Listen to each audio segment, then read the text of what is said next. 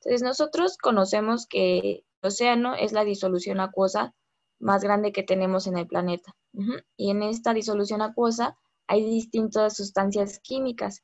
Y estas sustancias químicas pues pueden provenir del intemperismo de las rocas continentales, de las rocas ígneas y pues desde los mismos ciclos biogeoquímicos que conocemos.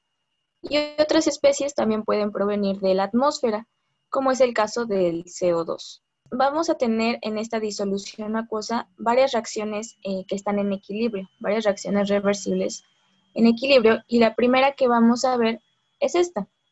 Nosotros conocemos que tenemos un suelo oceánico, un suelo marino, que contiene rocas, corales, conchas. Y estas rocas, estos corales y de estos organismos vivos que forman conchas están compuestos de carbonato de calcio. Aquí es donde entra en juego nuestra primera reacción en equilibrio, donde tenemos carbonato de calcio que puede disociarse para formar calcio y el ion carbonato. Después vemos que este ion carbonato participa en una segunda reacción en equilibrio. Y esta reacción es de tipo ácido-base. Nosotros ya estudiamos eso y pues aquí nos podemos dar cuenta que cuando el carbonato reacciona con el agua me forma un ion hidroxilo y un ion bicarbonato. Entonces aquí el agua va a estar participando como un ácido y el ion carbonato como una base. Aquí tengo mi base y su ácido conjugado va a ser mi ion bicarbonato. Y mi ácido, que es el agua, va a estar participando y su base conjugada va a ser el ion hidroxilo. Pues aquí tenemos nuestras primeras reacciones reversibles en equilibrio. Vamos a ver en esta parte, en la atmósfera, por otro lado, tenemos que hay CO2. Este CO2, pues, ¿de dónde proviene? Pues proviene también del ciclo del carbono, de la respiración de las plantas, etc. Entonces yo tengo que hay CO2 en la atmósfera. Y este CO2 puede ingresar al océano y se convierte en CO2 acuoso, que a su vez reacciona con el agua y me forma el ácido carbónico. Este compuesto que tengo aquí es el ácido carbónico. Entonces aquí me doy cuenta de que tengo una nueva reacción que entra en equilibrio. Y a su vez, este ácido carbónico participa en esta segunda reacción, en la que junto con el agua, bueno, me forma el ion hidrógeno y el ion bicarbonato. Y además yo veo aquí que este ion hidrógeno va a interactuar con este ion hidroxilo y de nuevo me va a formar agua. Entonces, hasta aquí, pues vemos que tenemos distintas reacciones reversibles en equilibrio y pues todo debe estar en orden. Pero, ¿qué es lo que está pasando actualmente? Yo sé por el principio de Le Chatelier que si agrego o quito de algún reactivo o producto, esto se llama una perturbación y esta perturbación de alguna forma afecta todo el equilibrio químico que tengo en mi sistema. Entonces, lo que está pasando actualmente es que yo tengo CO2 de más. ¿Qué es lo que está pasando? En tiempos preindustriales, la concentración de este CO2 era de 280 partes por millón aproximadamente. Y desde entonces hasta ahorita, hasta el 2021, pues nosotros obtenemos, nuestra principal fuente de energía es a través de la quema de combustibles fósiles. Entonces, lo que hace esta quema de combustibles fósiles es emitir CO2 hacia la atmósfera. Entonces, desde hace 5 años ya, a nivel mundial, donde ustedes quieran medir las concentraciones de CO2 atmosférico, ya se superan las 400 partes por millón. ¿Qué es lo que está pasando? Que yo tengo mucho de este CO2. Este CO2 a lo mejor así simplemente para nosotros no es tóxico si lo respiramos, pero vemos que tiene otras implicaciones. Está provocando lo que es el efecto invernadero y está aumentando la temperatura a nivel global. Entonces este CO2 pues también tiene la capacidad de incorporarse al océano. Entonces está actuando como si tuviera más yo de este reactivo.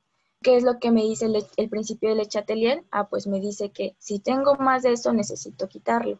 ¿Cómo es que lo quitábamos? Pues empiezo a favorecer esta reacción, la reacción hacia donde se empiece a producir más de este ácido carbónico.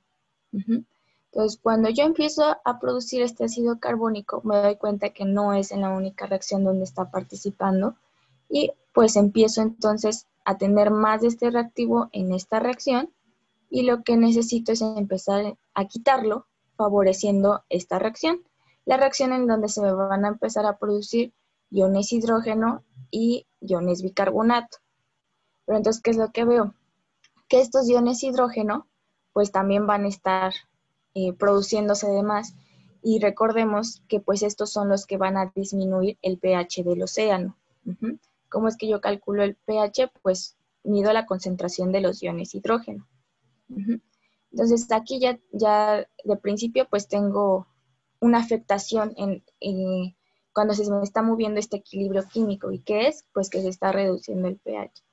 Ahora nosotros nos damos cuenta que este ácido carbónico es un ácido diprótico. Nosotros ya vimos qué es eso.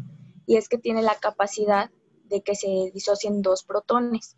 En mi primera reacción en equilibrio se va a disociar un protón y me va a formar este ion bicarbonato. Y en la segunda reacción, para que se disocie este otro protón, pues se me va a formar el ion carbonato. Y aquí pues de primera instancia diría, bueno, esto es favorable porque yo veo que aquí, como tengo más iones hidrógeno, va a tratar el océano de compensar esto y van a empezar a reaccionar con los iones hidroxilo para formarme agua.